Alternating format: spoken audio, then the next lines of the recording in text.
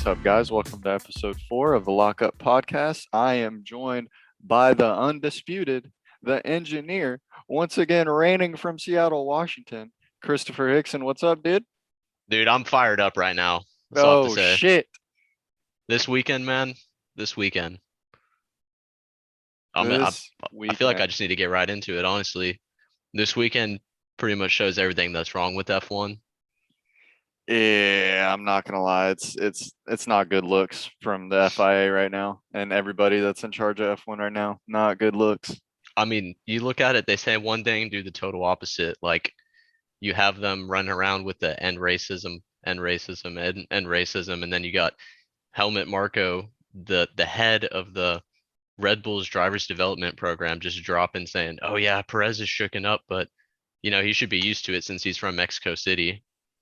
Yeah, I'm not gonna lie. That is a whoa slash yikes opinion out of that dude because just because Perez is raised in Mexico City doesn't mean he has to be compared to a fucking war zone like overseas that a terrorist attack happens within 5 miles of the track and you can see it. You see the smoke in there. You see, oh, this just in a drone strike, happened here, and then you just see the little track right there. Racers just have to keep racing, and there's just smoke in the air. I don't understand why this entire weekend even went through with racing. Yeah, and let's just keep rolling on that. They're in a war zone, you could say. And wasn't it like 2 weeks ago they had all the drivers line up to do their photo op saying end the war in Ukraine and then made a big deal dropping the Russian Grand Prix, which was the right decision. So what gives you the idea that okay, it's cool, we're in just another active war zone racing this weekend, it's all good. Yeah, and I want to stress this too that none of this is the driver's fault. It has everything to do with the FIA, the president and CEO of F1. It's got everything to do with that because one, there was rumors out what the rumor was if they don't race, leaving the country might be even more difficult for them. Yeah, here's an idea. If you're worried about the safety of leaving an active war zone because of the government, maybe you shouldn't be racing there. Yeah, maybe you should just, chalk the weekend, move on and like not race there. But no, this weekend went out with, no hiccups other than the very obvious terrorist attack right outside the track. And everybody said, let's race, let's race. When, mind you, there was a 4 hour discussion, a 4 hour driver's discussion. And it seemed to me that across the board, everyone was down with, yeah, let's not race. This isn't right. And then at the very last minute, at the 11th hour at fucking 1 a.m. in the morning, now all of a sudden the unanimous decision is to stay in race. I mean, just think about it. Like you saw Lewis Hamilton, it's his first time since 2017 not making out of Q1. Q1, bro. I don't think his head was in the weekend at all. I mean, no.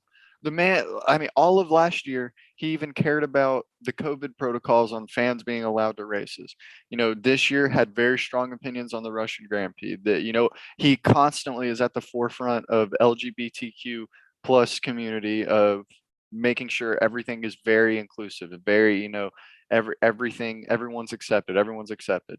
But no, we're going to go race in a country that just had a terrorist attack and heavily racist, heavily segregated between women can't do this, men can do this, and we're gonna go race there within the weekend. I fail to see the correlation here. Yeah, I even saw a tweet and they were like, "Well, what are you gonna do if F1 ever gets a woman driver in the grid? Well, are they just gonna skip the Middle Eastern races?" Yeah, what happens there? The FIA are just not gonna let a woman drive in any of the overseas Middle Eastern races. What happens there? Yeah, it's weird. But yeah, okay, enough of that. I just had to get that off, We had, right we off had the to rip. get that off the mental. This race this weekend shouldn't have even happened. Yeah, and just rolling into that, if that didn't happen, then we wouldn't have had Mick Schumacher have one of the craziest Dude, crashes. I can't believe he walked away unharmed. my heart stopped for a solid 5 minutes. Like when it was that 5 to 10 minutes of there was no status update, didn't even let us know if he was talking or out of the car yet. Dude, Yeah, that was crazy. And I mean, that's just a testament to how they build the cars. The fact that he could take like what was it, like a 30G impact and just come out unscraped.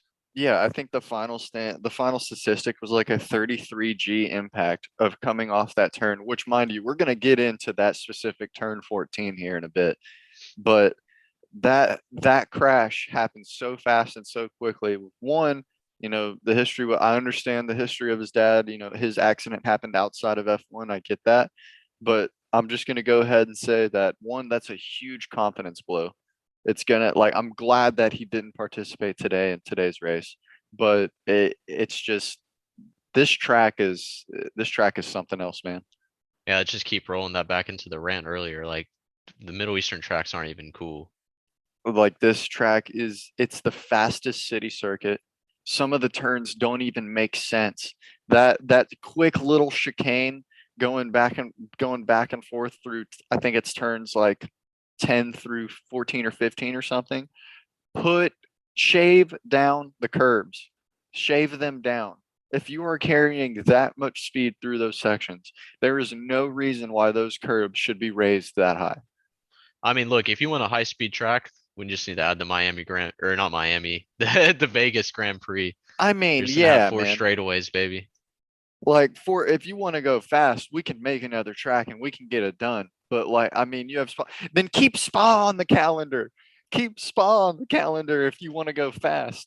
But no, Yep. it just doesn't. This track, it's very easy for me to just give negative opinions about it, considering this whole weekend and stuff. But this track is severely unsafe.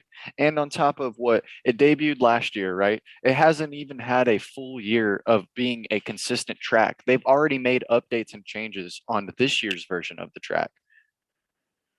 Yeah, yeah. I don't know. I don't know. The money's too good.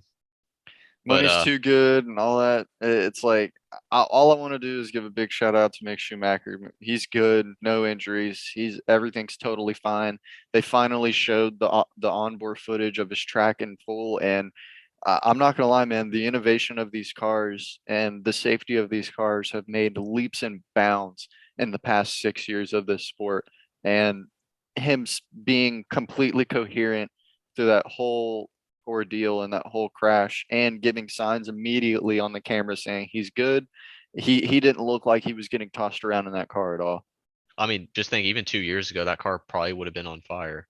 Yeah, I mean, with throwing it back to Roman Grosjean, the fuselage split in half, and I think with Schumacher's accident, the similarities in it the whole time has been astounding because he hit that wall completely sideways, going 150 miles an hour at 30 plus G's, and the fuselage immediately splits from the car. He's completely contained in the halo. Nothing, mind you, shout out the halo again because in the replay it happens really fast, but a tire skips up and lands right on top of that halo. So the halo saved him, and the car taking the impact and braking like it does saved him. Yep. It looked super violent, but he was safe the whole time in that car, which is astounding. Yeah, I'm looking forward to seeing the bounce back at the next race weekend. Oh no, the bounce back will be huge, and Haas consistently finishing in the races. I mean, that's it's very good to be a Haas fan this year right now. But I mean, we can go ahead and start off by just really diving into the race this weekend. I mean, Yuki and Mick. Yuki's out for that is car number 4 in 2 race weekends that Red Bull has had problems with the engine. Yeah. Well, I don't know. It seems like they've fixed some of their issues. I thought that neither of the Red Bull cars were going to finish, but both of them did, and Max Verstappen won. So, that's impressive. I don't know if they, Christian Horner may be right, and AlphaTauri might be having their own set of issues, and Red Bull has figured out their problems. I guess we'll see as the season develops. Yeah, no, we got through the race start. Everybody got away pretty cleanly, but dude, we got to talk about at the beginning of the race the two Alpines, man, Ocon and Alonso getting into it. Yeah, I mean, I think it can be said that Ocon was definitely doing some dangerous moves to prevent Alonso from passing, Yeah, which I mean, it is your teammate. Like, save it for like the competitors at least. You don't want to crash out both of your cars on the team. Yeah, I'm not even gonna lie. Don't get me wrong. It was some great racecraft from Alonso and Ocon, but Ocon was getting his elbows out to his own teammate. And don't get me wrong, like I said, I love that racing, but it's your teammate, man. Y'all both got to finish the race. I mean, a little bit of foreshadowing right there, but like Ocon was pushing it to the limit, and I'm glad to see that Otmar at Alpine was letting them race for the time being. They let them race for like what the first 15 laps, and then after that they eased it up a bit. They're going back and forth. They understood where they sat in the midfield. Yeah, yeah, I think so. I mean, uh, I don't know. It didn't really seem like they ever really slowed them down from racing each other. They were really just going back and forth the whole time, and it did make an exciting time. I mean, like the race would have been pretty boring at first, except for all the drama in the midfield, especially with those two Alpines. No, yeah, absolutely. Absolutely. I mean, everybody got clean out of the start, which to be honest with this track and the way it is, I'm surprised everybody got completely clean out of the start. But I mean, no, the first couple laps, man, I mean, it was just the Alpine show. Leclerc made his mark, started pulling away from the competition. Perez closely behind him to begin with. And I mean, man, you had the midway four battles of what you had Alpine, you had Magnussen, you had Mercedes with Russell in the mix, you had Lewis Hamilton starting on hards right out of the gate. Yeah, I mean the midway battle at the start of this race was hands down very fun to watch. Yeah, Very fun to I watch. mean, you saw four cars like close. You saw Alonso, you saw Ocon, you saw um both Haas, and then you also saw Magnussen, and they're all neck and neck, battling each other, and that is some of the best racing that I've seen, like way better than anything from last year. Dude, to see two Alpines, Valtteri and Magnussen, all within the middle of the grid from what it'd be five, six, seven, eight drivers with no, it'd be six, seven, eight, nine drivers with George Russell in fifth to start. He made up his place pretty quickly off the start, but to see that mid pack of those four battling out with each other, with Valtteri coming up and sneaking up with the Alpines fighting each other with Magnussen up there, that's what I want to see with racing. This year is going to be immaculate with these cars racing each other. Yeah, I think it's been proven already. It's only two races in the season. It's still early, but I think there's no arguments that the racing is way better. No, Just yeah, 100%. leaps and bounds better than last year. Dude, they're so much easier to follow with the less dirty air, with the aerodynamics making the air dissipation just way more wider instead of this straight line of just nasty, hot, dirty air that you just can't follow a car for more than a lap, damn near. Yeah, yeah, and there's the DRS, man. It's crazy. It's crazy this year. Dude, I mean, yeah, I mean, getting into the guts of the race, everything was looking great. Everything was looking great for Red Bull. But just like last year, Latifi giveth and Latifi taketh away. What are we gonna do about this guy? Yeah, I don't know. I mean, didn't he crash last week also? Dude, he crashed out last week. He crashed this weekend in practice. I don't So understand. so out of his last four races, let's even pick up the last two from last year. Uh, He's just crashed out of all four of them. he's crashed out of all four of them while giving huge influence to everyone else on the grid.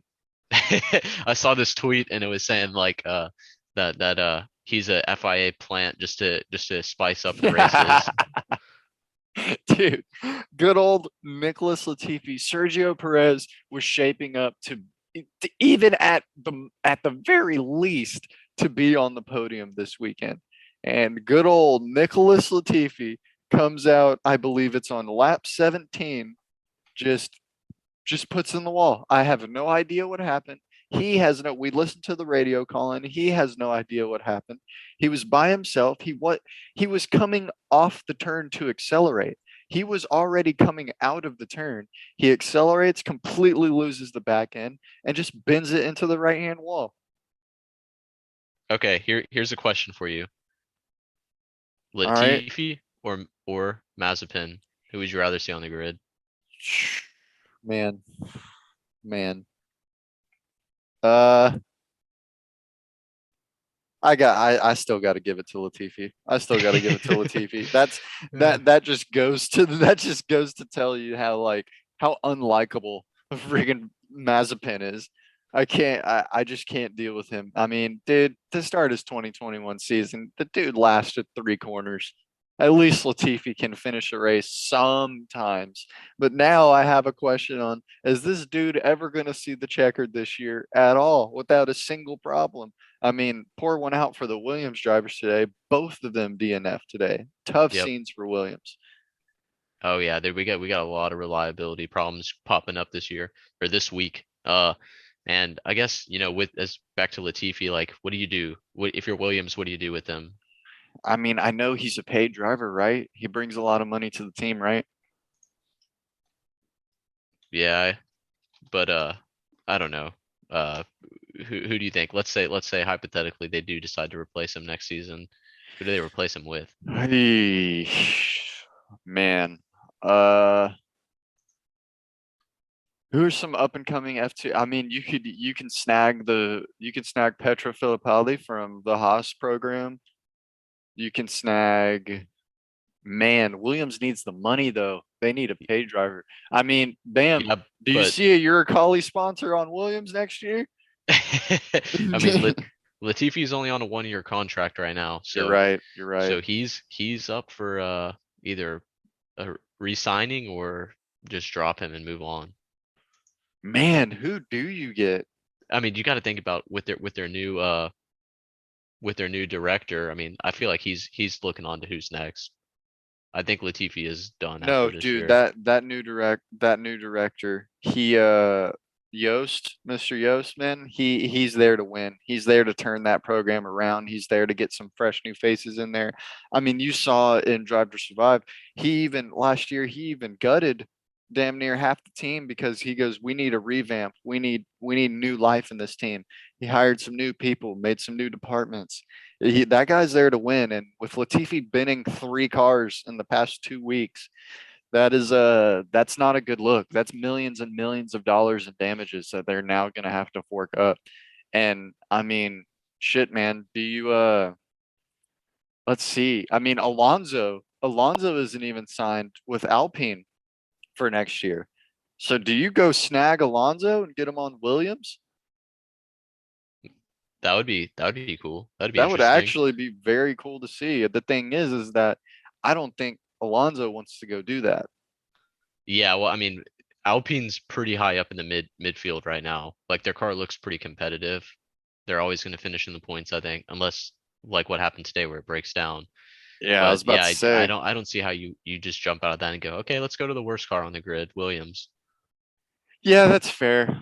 I mean, think about Valtteri Bottas' position though. I mean, he had to stick with the Alfa Romeo, but I mean, we're looking at it now that last year and last year's era and the multiple years before that era, going to Alfa Romeo from Mercedes, yeah, I mean, you might just chalk your season. But this year, with the Ferrari power and VB going to Alfa Romeo from Mercedes and being in the same conversation with the Mercedes drivers this year, I mean, if anything, he lucked out. Yeah, yeah, I think you could say that. But to be honest, I still think Mercedes is number three. They have the number three car right Yeah, now. I mean, it's tough to. I mean, even with today, with them being the number 3 car, it took 6 people DNFing to get them up there. I mean, Lewis started in P16 today. I don't. I think that helped out a little bit, but I mean, he was racing P6 for a majority of the race. Yeah, you're And right. then they go in for the pits after the virtual safety car, and honestly, their pit crew botched it. He had like a 4 second pit stop, and every second counts, man. And he lost 6 places right there, just on He that pit. lost 6 places off that pit stop right there, and you're right. Literally everything count. Mercedes and Red Bull were neck and neck for the best pit crews last year. I understand this year it is different with that front wing like tire cover aerodynamic arm. It's different dealing with that now. It's Bigger different. tires. Yeah, bit way bigger tires. These dudes are lugging around 18-inch tires. So I totally get it's a little bit awkward to handle those tires and to put them on smoothly onto that car without hitting the aero package of it. So I totally understand. But man, can we talk about Lewis making those hard tires last 39 laps? Yeah, I mean, we had some Lewis Hamilton haters on our Twitter this weekend, and I just want to say I feel like that proves them all wrong right there. Oh, Oh he's a yeah, they're mediocre crying. driver. He took the hard tires 39 laps, man. Dude, you can't talk shit to him at all after this weekend. Listen, man, I get it. He's the best on the grid. He's the best, like blah, blah, blah. Lewis Hamilton that, Lewis Hamilton this.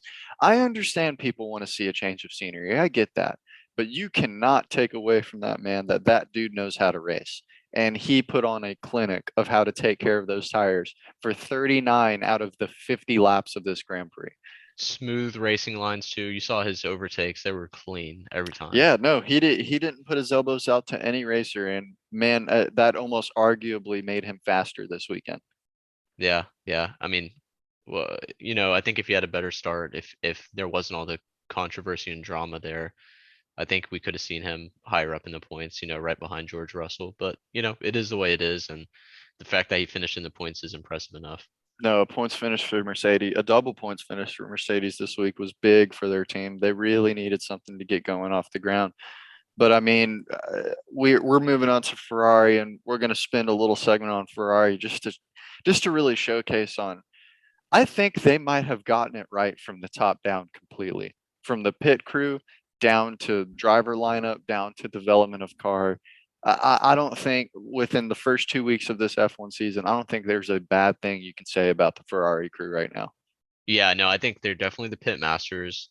They baited the undercut out, and then they got an amazing, scenario with Latifi's crash that gave them the ability to get into first place with Leclerc. And then after that, they pretty much were dominating. Their only disadvantage, I think, is probably their straight line speed. It looks like Red Bull still has that advantage, and I think they Yeah, had they had the straight line speed last year also. And so, I mean, like we said last week or last episode, Red Bull is super impressive this year. And I would have liked to see without the yellow flags. I think Leclerc maybe would have got it done. dude, it is a shame at the end of the last 2 laps of the race. Albon and Stroll got into their little tussle on one of the turns, and Stroll sounded a little frustrated, claiming that Albon was trying to dive bomb him. But man, dude, they were side by side, wheel to wheel going into that turn. He didn't dive bomb you.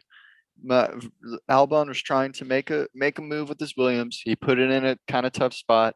Y'all turned into each other. That's that. We got the double yellows at sector one. But the problem is, sector one impeded Verstappen and Charles's race.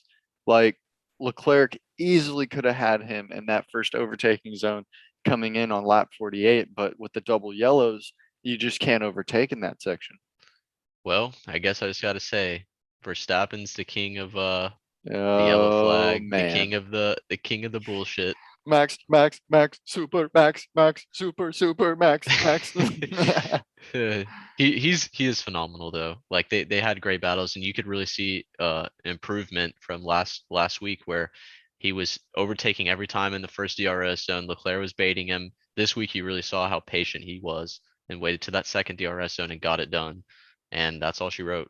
Dude, no, that was a great thing to see. You can tell every year, don't get me wrong, Max Verstappen will keep the aggressiveness, but you can tell every year and every new season that he's racing, he's becoming a little bit more patient, a little bit more refined of a driver, and knows when to turn on that aggression at the perfect time instead of just driving all out, flat out the whole race.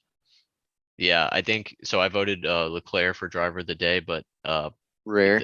I wish I changed it. I wish I could change it to Verstappen.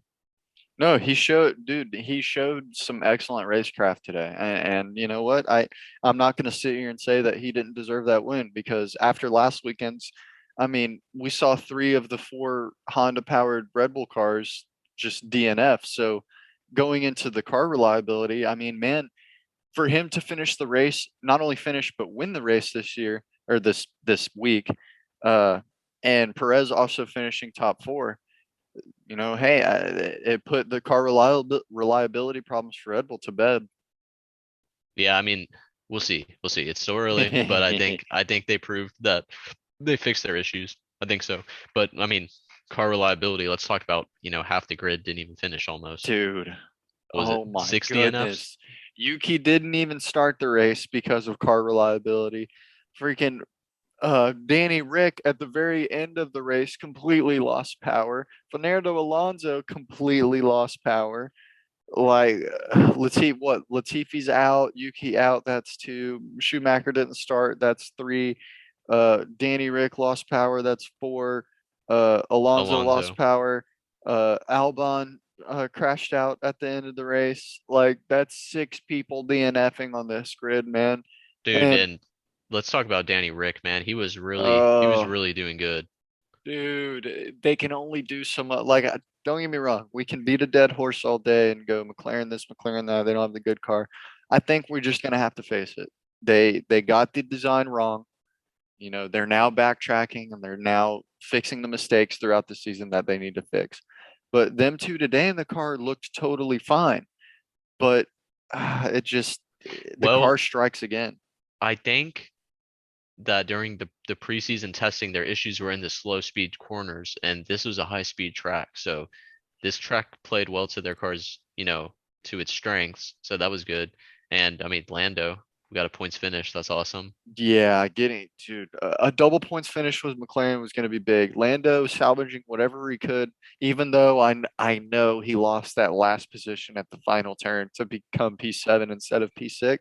I understand that's a little tough, but looking on the bright side for McLaren and just what they did in a week to adjust whatever they had to adjust to get at least one points finisher, that's you gotta count the W's where you can, man. That's about as good as a weekend as you can come. And unless we could have gotten Ricardo past that checkered flag too. Yeah, I think on the bright side, they're battling with the Alpine instead of a Williams this week. So hats off to that. Yeah, no, I gotta give him the W for that. And I mean, hey, the biggest enemy for Williams this weekend was themselves, man. The two DNFs, four crashed cars within 2 weeks, three coming from one guy. It's like that. That's not good looks at the Williams garage right now. Yost is not going to deal with that going moving forward. Yeah, and you were saying Latifi's a pay to drive kind of driver, but like at what point does the pay not pay for all the Yeah, at damage it's what done? point exactly. At what point does Nicholas Latifi start going in the red with all the money that he's giving the team when all the money's just going of unfucking up his mistake of the car? Yeah, Like and how do you develop a new car and improve what you have now if you have to keep fixing it every week, yeah, when every week you're twice just a week? going back fixing it. You're 100%. It's almost like they should hire you, Chris. Oh man. It's almost like you have all the answers for Williams. You would be a great addition to their team, buddy. Yeah, my answer is let's just get rid of Latifi and yeah, we'll go from there. We'll go from there. But nah, man. I mean, we can talk about Lewis Hamilton's race a little bit. His strat was good for most of the race. Honestly, I don't even think anything this weekend was Lewis Hamilton's fault. I think one, his mind was clouded with everything going on. He's out in Q1. It just wasn't like him. We saw him in the race. I mean, dude, he's in the points. What? He finished P6? He's Mm, no, he finished P5? No, no, Lewis No, he finished didn't. he P10. I'm finished sorry. yeah, I'm looking at it P10. right now. He finished P10 and he had Verstappen, Leclerc, Sainz, Perez, Russell, Ocon, Lando, Gasly, Magnussen, Hamilton. Him getting in the points from P16, which I understand, his one and only pit stop that he made, which is impressive. His one and only pit stop he made to get on the medium tires to finish the race. At what cost? It costed him six other positions. Yeah, I mean they had the right strategy. I think the execution was a little disappointing. I think they could have had the pit stop could have been a little bit better, and then maybe he wouldn't have finished P10. He could have finished like I don't know P8, No, P7. he definitely could have been P8, P7 because I think Ocon had the pace for sure, but Lando, Gasly, and Mag, he proved that he could easily pass him coming out of P16 to start the race. So that wouldn't have even been an issue with him. But no, I think the strategy was there. They just got the box lap wrong, and they got the execution of the pit stop wrong. I Yeah, mean, I I mean, think and it's as simple as that. you have to acknowledge, even though, yeah, he was probably, his mind was probably clouded for the qualifying. He still botched qualifying. Yeah, no, he's still, yeah. Unfortunately, these drivers in these situations, they have to be professional and they have to deal with whatever's thrown at them. And with this race weekend going on ahead, which, like we've said in the beginning of the episode, I don't think it should have at all. But with it going ahead, he just had to do what he had to do. He had to put his head down and just race. But I mean, you saw his race trap this weekend. It was nice. It was great. Everything about vintage Lewis Hamilton was there. Just, execution of the team didn't go as planned. Strat was a little bit lackluster, and that's about it, really. But I think the flat out highlight of this year and these last two races alone, that Max and Leclerc battle is going to be something to see. We're gonna see it every weekend. Oh, we're easily going to see it every weekend. Those guys are going to be battling 1 and 2 all year. Yeah. It was the Max Lewis trilogy, not trilogy. It was the Max Lewis saga all year last year, and I think it's going to be Charles, Max, and Sainz is going to be mixed in and thrown in there whenever he can. Okay. I want to believe that it's going to be a four-way battle between two teams with it being Leclerc, Verstappen, Sainz, and Perez, and they're all in the mix. But I don't know, man. I think that Max and Leclerc are just on a whole nother level. I mean, yeah, you are right. There is a clear, like, don't get me wrong. You're correct with Ferrari and Red Bull just very much after this weekend solidifying themselves as the 1 and 2 teams. But I mean, I think you're right. I think both teams' number one drivers, that being Max, that being Charles, I think they're just a cut above Sainz and Perez. I think Perez, he dealt with a lot today. Shout out Nicholas Latifi. Dude, I mean, Perez had it. He had the pole position. It was even a left hand turn to go, which I understand it is chicane. It's a quick left into a quick right, so one or two could get the upper hand. But Perez had a great start. He came into the pits, and immediately after his pit stop, Latifi puts it into the wall, and everybody gets a safety car, and everything bunches up. It completely ruined his race. So, but with that being said, like you're saying, I think Max and Leclerc are just a cut above everyone else right now. Yeah, I think Checo's only downfall is he didn't account for Latifi crashing out. Yeah, I know. Yeah, I mean that unfortunately now that has to go into everybody's freaking strat on the grid, man. If Latifi is on the racetrack, you best prepare for a safety car in some time in the race. Yeah. Yeah, You bet, like it is a unfortunately, guarantee. yeah. I mean, so far this season it is at least. And yeah, we'll see what happens, but I mean, I think like you said, Sainz and Perez, they're gonna get in where they fit in, and there's gonna be some races where I imagine that something tragic's gonna happen to Max or Leclerc that's gonna take him out the race, and then you're gonna have one of those guys taking the win. I mean, you're gonna see Max hitting a kickflip over Leclerc's car this year.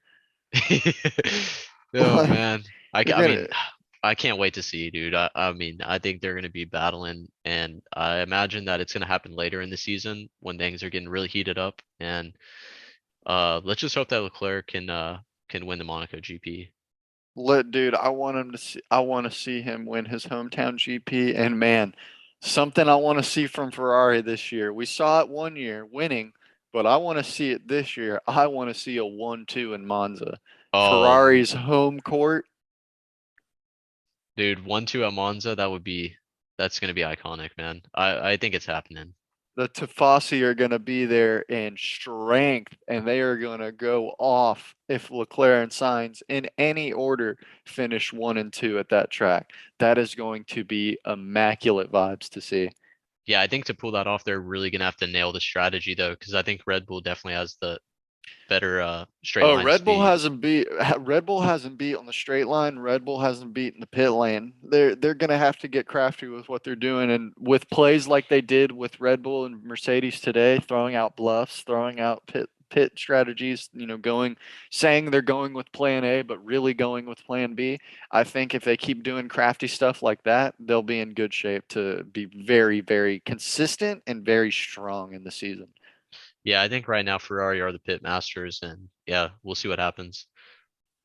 But no, I mean to just end it off, with the race cap and talking about Max's win. I think, man, barring Abu Dhabi from last year, I think Max is very much showing that he is a very legitimate drivers champion. Yeah, hey, one thing I want to mention though, when Max and Leclerc, they both had the lockups. How cool was that? How Leclerc was able to just get on it before Max and get that Dude, overtake done. That was insane. Leclerc is showing some massive confidence behind that car. I don't think I've ever seen him more comfortable and more confident behind that car because to not only lock up completely next to the reigning champion and then to immediately out of the lockup go flat out on the gas to catch him right out of that turn Around the into outside. into a chicane around the outside. That is a mega move. That is Yeah, a power mega play. move. And it looks like our podcast name is definitely sticking this season with all the lockups. Oh, dude, that's got to be our new intro. That's got to be our new like thumbnail. Leclerc and Max locking up. That has to be our thumbnail. I got to see if I can snag that. Yeah, yeah. But yeah, back to Max, cheers to him. That was a great race win for him. It's good to see Red Bull bounce back. I was sleeping on him this season. I'm gonna eat my words.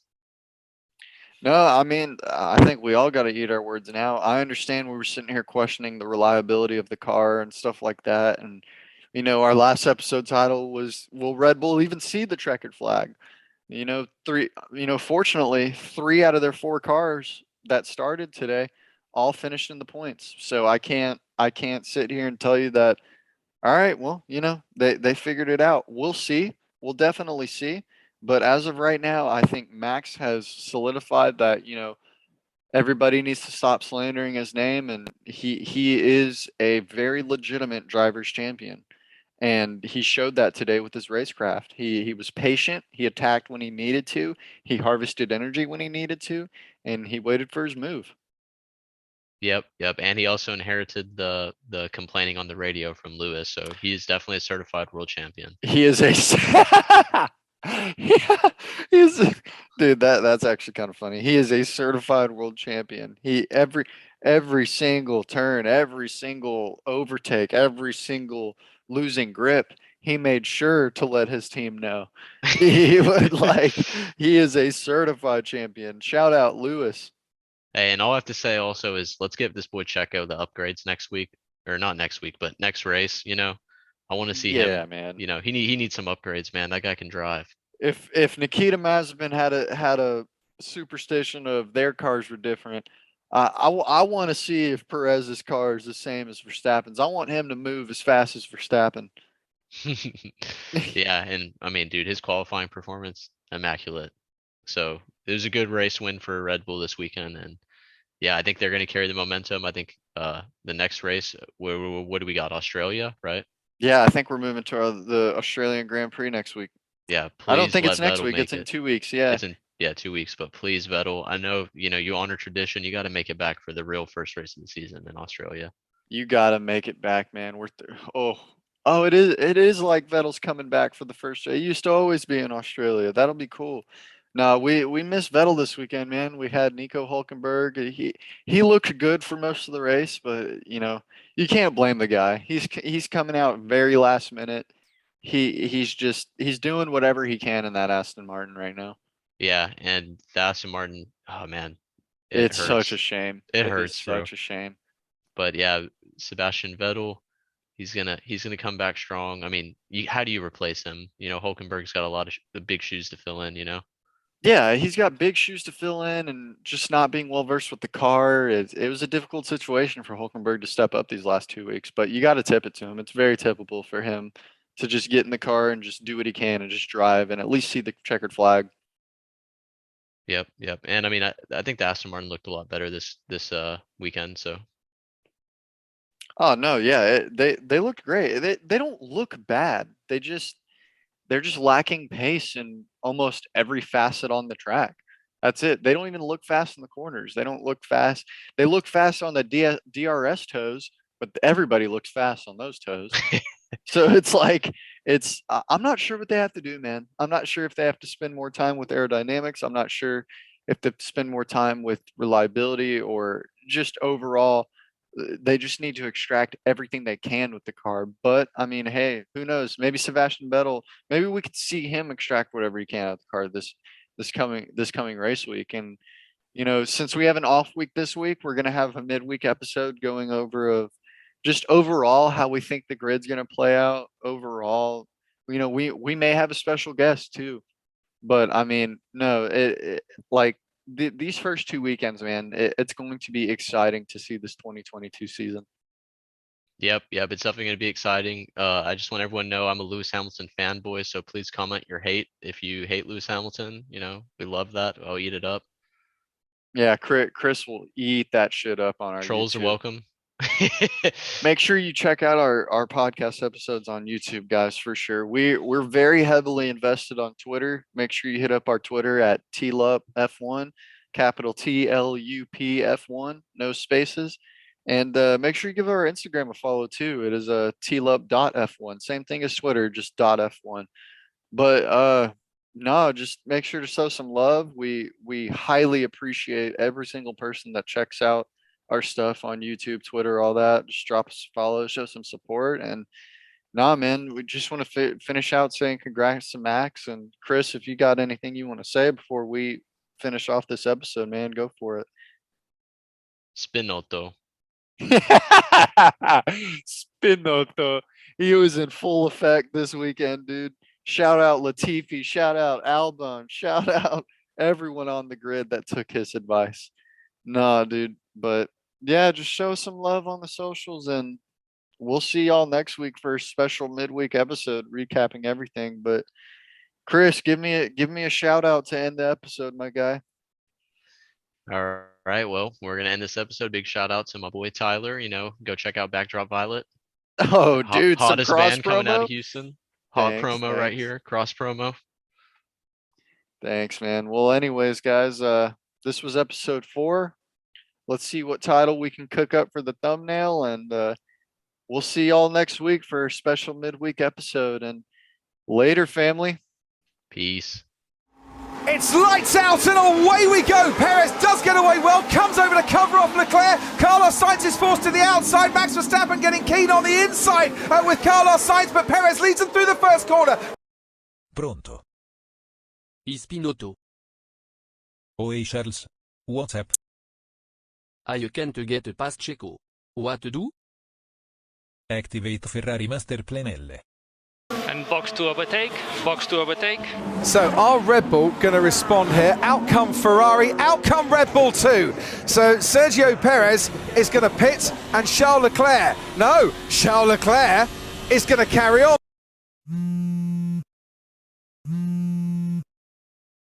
Hello Latifi. Spinalla. And we've got a yellow flag because we've got a Williams into the barriers.